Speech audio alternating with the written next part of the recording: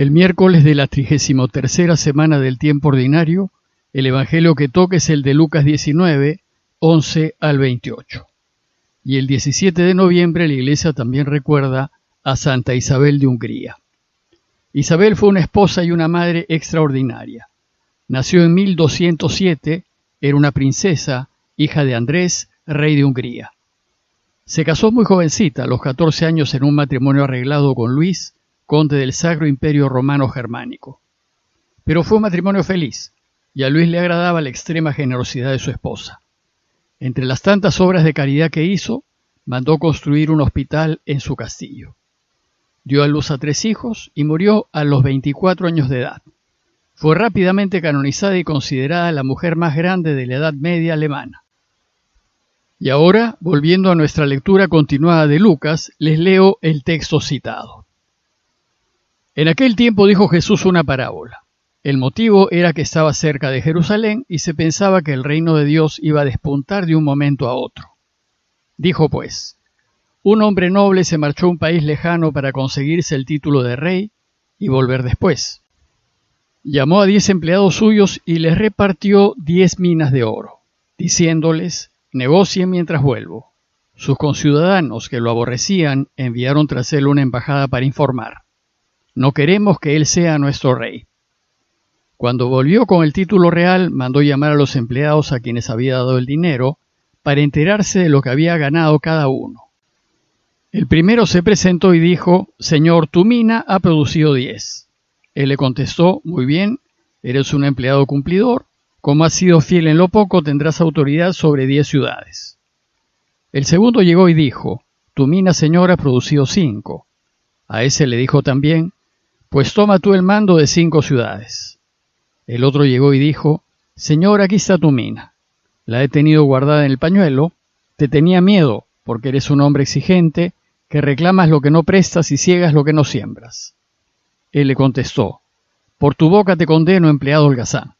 Con que sabías que soy exigente, que reclamo lo que no presto y ciego lo que no siembro, pues ¿por qué no pusiste mi dinero en el banco? Al volver yo, lo habría cobrado con los intereses. Entonces dijo a los presentes: quítenle a este la 11 y dénsela al que tiene 10. Le replicaron: pero señor, si ya tiene 10 onzas.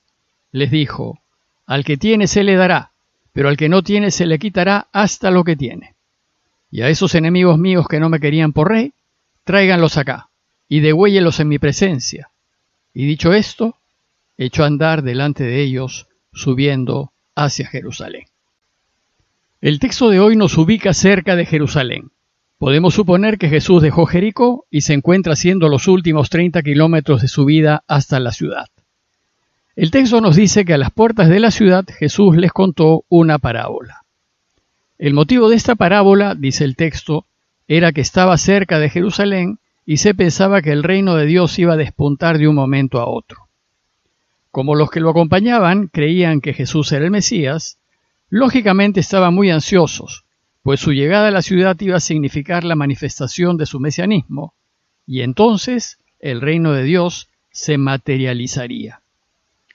Entonces, a la luz de estas expectativas, Jesús les cuenta una parábola. Pero antes de comentarles la parábola, deseo hacer una nota bíblica aclaratoria. Primero, esta parábola de Lucas se asemeja a la de los talentos de Mateo 25, 14, 30. Que cuenta que un hombre partió lejos y encargó a sus siervos sus bienes y les repartió unos talentos, y luego de mucho tiempo, al volver, les pidió cuentas para saber cómo los habían utilizado. La parábola de hoy, en cambio, se la conoce como la de las 10 minas, pues no se habla de talentos sino de minas, así dice el texto griego. Una mina era una unidad de peso y también una moneda, cuyo peso fluctuaba entre medio kilo y 1 kilo de oro. Y 60 minas hacían un talento. En ambas parábolas, el dueño o el señor de la tierra les repartió dinero a sus siervos o empleados a la espera de que negocien con él. Y en ambas, al volver el señor, les pidió cuentas para ver qué hicieron con el dinero. En ambas parábolas se premia a los empleados que hicieron producir el dinero y se castiga duramente al empleado que no hizo nada. Además, la justificación de quien nada hizo es casi idéntica en ambas. Te tenía miedo porque eres un hombre exigente que reclamas lo que no prestas y ciegas lo que no siembras. Segundo, como ambas parábolas se parecen mucho entre sí, la hipótesis es que hubo un relato original que llegó a manos de los dos evangelistas, pero que cada uno lo acomodó y modificó libremente para ajustarlo a la estructura de su catecismo. Esta adaptación hizo que el fondo de la parábola se mantuviese y que solo se diferenciase en sus detalles. Y tercero, parece que además Lucas unió la parábola de aquel noble que pretende el trono real con la de las minas, que es semejante a la de los talentos de Mateo.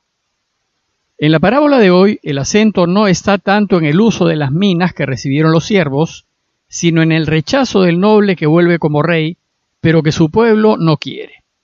Y esto porque a la luz de su cercanía a Jerusalén, Lucas desea enfatizar el hecho de que el pueblo de Israel no va a recibir a Jesús como a su rey. Y no solo lo va a rechazar, sino que lo matará. Sin embargo, volverá como rey y pedirá cuentas a todos, incluyendo a sus enemigos. Por tanto, los temas que Lucas desea enfatizar en la parábola de hoy son el rechazo de Jesús, su segunda venida y el ajuste final de cuentas. Veamos más en detalle la parábola. Este empieza diciéndonos que un hombre noble se marchó a un país lejano para conseguir el título de rey y volver después.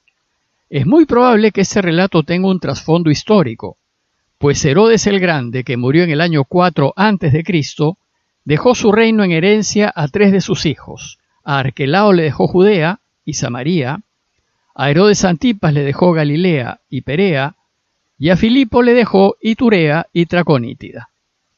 Pero para que la división de su reino fuese efectiva, tenía que ser ratificada por el emperador romano. Entonces, los 3 herederos viajaron a Roma para persuadir al emperador Augusto de que ratificase el testamento. Tal vez la parábola de Jesús, cuando habla de ese noble que viajó a un país lejano a conseguirse el título de rey, tenga como trasfondo el viaje que hicieron los 3 hijos de Herodes para conseguir de Augusto la ratificación. El problema es que los judíos detestaban a Arquelao, el hijo que había heredado Judea, que fue un hombre muy cruel. Por ejemplo, en su primera Pascua, al mando de Judea, mandó matar a 3.000 súbditos.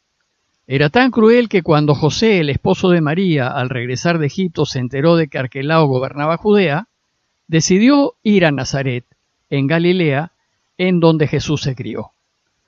Los judíos entonces, para evitar que Augusto ratificase a Arquelao como rey, enviaron una embajada de 50 hombres a suplicarle que no lo hiciese.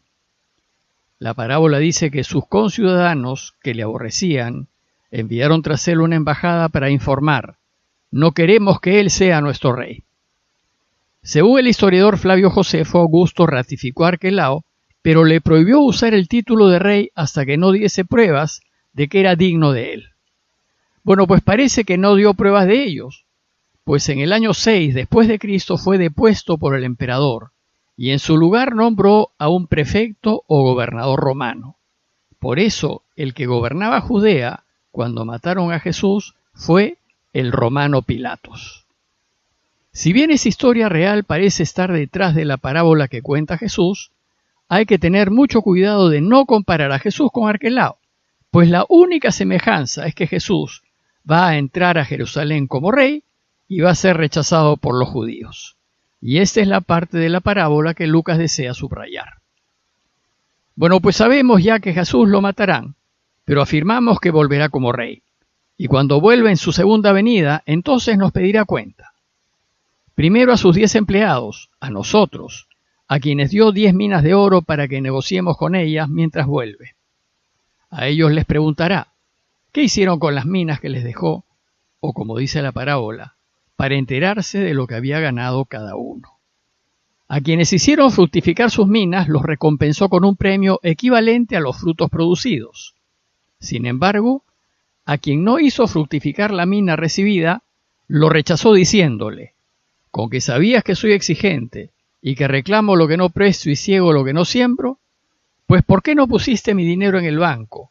Al volver yo, lo habría cobrado con los intereses.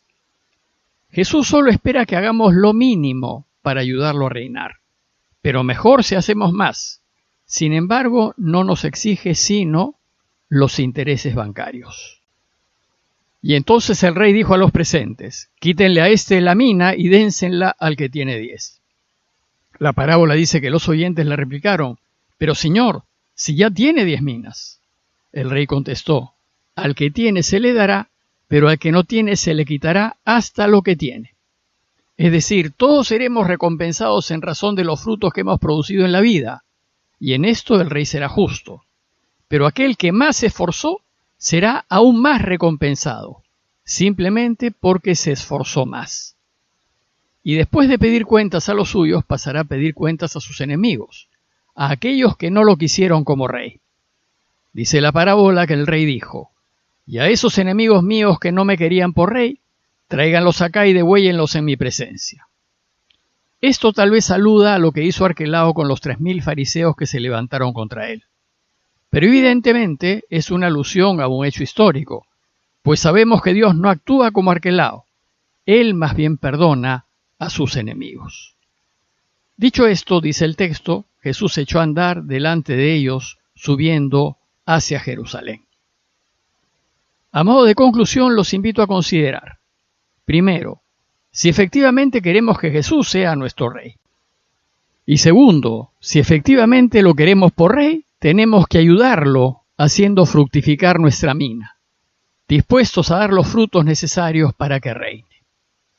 Pidámosle pues al Señor por nuestros enemigos, por el bien de todos aquellos que se oponen a que Jesús sea el Rey del universo y que hacen lo imposible para impedir que reine y evitar que demos fruto.